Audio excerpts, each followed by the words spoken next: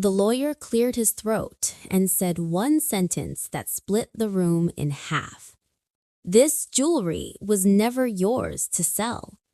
My mother's hand flew to her mouth. My father didn't move at all. That's when I realized something far worse than betrayal. They had already spent the money. But let me take you back. My grandmother, Eleanor, raised me more than my parents ever did. While they chased promotions and appearances, she taught me how to listen, how to save, how to notice details others ignored. Her most treasured possession wasn't her house. It was her antique jewelry collection. Rings from the 1920s, a sapphire brooch passed down for 3 generations, a gold necklace she wore only on special days. When she got sick, she called me into her room, placed the jewelry box in my hands and said, "This is yours, not to sell, to remember." It was written clearly in her will. After she passed, my parents told me the jewelry was secured. "Don't worry," my father said. "We put it somewhere safe." I believed them.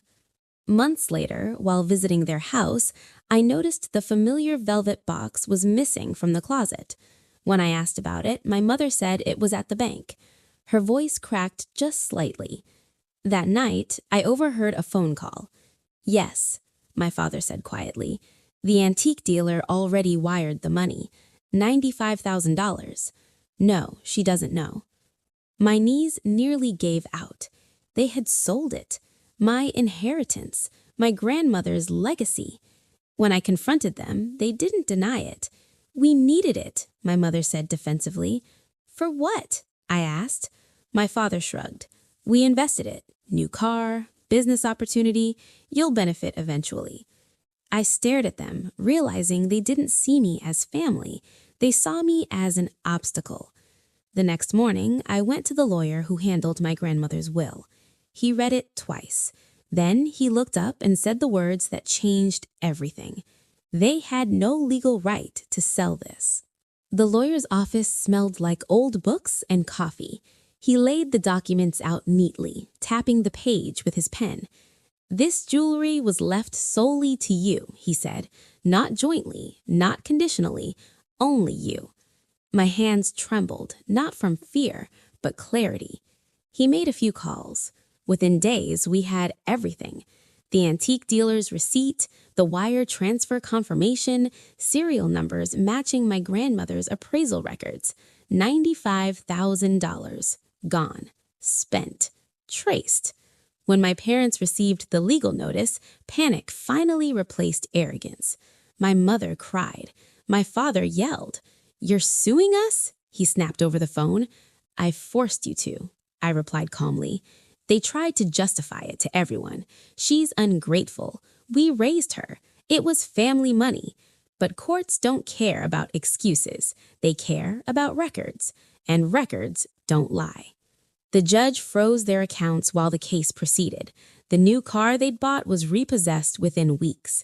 Their business investment collapsed when the funds were clawed back. For the first time in my life, I watched my parents face consequences. They came to me one evening, standing on my doorstep like strangers. "We'll pay you back," my mother whispered. "Please, we're family." I looked at them and felt nothing. "You sold something that was never yours," I said. "I'm just asking the law to return it." The court ruled in my favor. Full repayment, additional penalties, legal fees covered. But the biggest victory wasn't the money. It was the truth. Official, undeniable, written in ink. They hadn't borrowed. They had stolen. The check arrived 6 weeks later. I didn't celebrate. Instead, I visited my grandmother's grave. "I kept my promise," I whispered. "I protected it."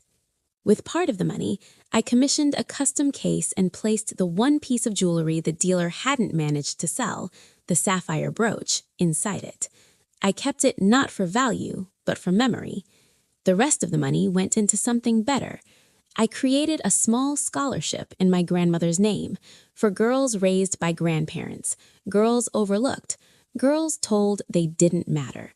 My parents stopped calling. Family gatherings grew quiet. People whispered that I was cold, that I broke the family apart.